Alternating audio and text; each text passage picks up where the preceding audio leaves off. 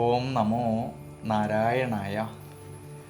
ഹരിപ്രിയ അസ്ട്രോവിഷൻ ചാനലിലേക്ക് എല്ലാവർക്കും സ്വാഗതം.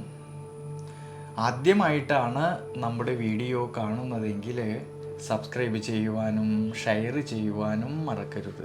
കൂടാതെ ജാതക സംബന്ധമായിട്ട് എന്തെങ്കിലും സംശയം തോന്നുന്ന പക്ഷം എൻ്റെ ഈ വാട്സപ്പ് നമ്പറിൽ ബന്ധപ്പെട്ടു. ഞാനിവിടെ പറയുന്നത് പൂരാടം നക്ഷത്രത്തിൽ ജനിച്ചവരുടെ ഒക്ടോബർ മാസത്തെ ഗുണദോഷ ഫലങ്ങളെക്കുറിച്ചാണ്. ദൈനംദിന ജീവിതത്തിൽ തൻ്റെ മനസ്സ് ആഗ്രഹിക്കുന്നതായിട്ടുള്ള ഏതു കാര്യമായാൽ പോലും അത് വേഗത്തിൽ നടക്കണമെന്നും നടത്തണമെന്ന് ചിന്തിക്കുന്നതായിട്ടുള്ള സ്നേഹബന്ധത്തിനും ആത്മബന്ധത്തിനും വളരെയധികം പ്രാധാന്യം കൊടുക്കുന്നവരായിട്ടുള്ള ധാർമ്മികമായിട്ടുള്ള ജീവിതത്തെ എപ്പോഴും ഇഷ്ടപ്പെടുന്നവരായിട്ടുള്ള ഈ പൂരാടം നക്ഷത്രക്കാരിൽ വളരെയധികം ശ്രദ്ധയോടു കൂടിയിട്ടും ഈശ്വരാനുഗ്രഹത്തോടു കൂടിയിട്ടും മുന്നോട്ട് പോകേണ്ടുന്നതായിട്ടുള്ളൊരു സമയമാണ് ഈ ഒക്ടോബർ മാസത്തിൽ. മാസത്തിൻ്റെ ആരംഭത്തിലാണെങ്കിൽ ജന്മരാശ്യാധിപനും 4ാം ഭാവനാഥനുമായിരിക്കുന്നതായ സർവീശ്വരകാരകനായിരിക്കുന്ന വ്യാഴമാണെങ്കിൽ നിവൃത്തി സ്ഥാനത്ത് നിന്നുകൊണ്ട് ജന്മരാശിയിലേക്ക് നോക്കുന്നത് കൊണ്ട് ആരോഗ്യപരമായിട്ടും ദൈനംദിന ജീവിതത്തിലും ഗുണാനുഭവങ്ങൾക്കും മനസ്സന്തോഷത്തിനുമെല്ലാം സാധ്യത കാണുന്നുണ്ട്.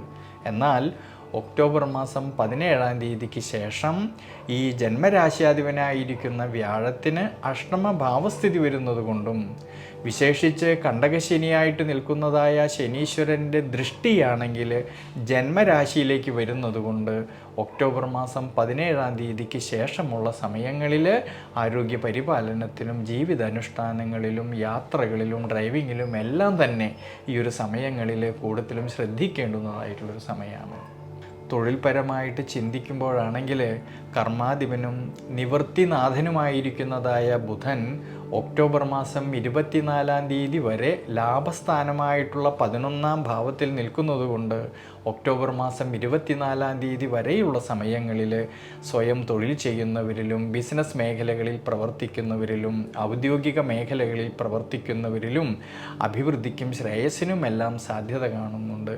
അവർ അധ്വാനിച്ചതിൻ്റേതായിട്ടുള്ള നേട്ടങ്ങൾ കിട്ടുകയും അതുമൂലം സാമ്പത്തികപരമായിട്ടുള്ള ഭദ്രത കുറേയൊക്കെ മെച്ചപ്പെടുവാനും സാധ്യത കാണുന്നുണ്ട്.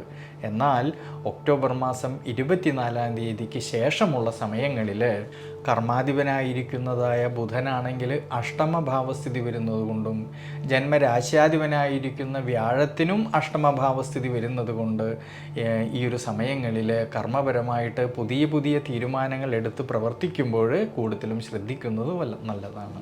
പ്രത്യേകിച്ച് സാമ്പത്തികപരമായിട്ടുള്ളതായ കൊടുക്കൽ വാങ്ങലുകളിൽ ഈ ഒരു സമയങ്ങളിൽ നഷ്ടം വരാതെ നോക്കുന്നതും വളരെ നല്ലതാണ്.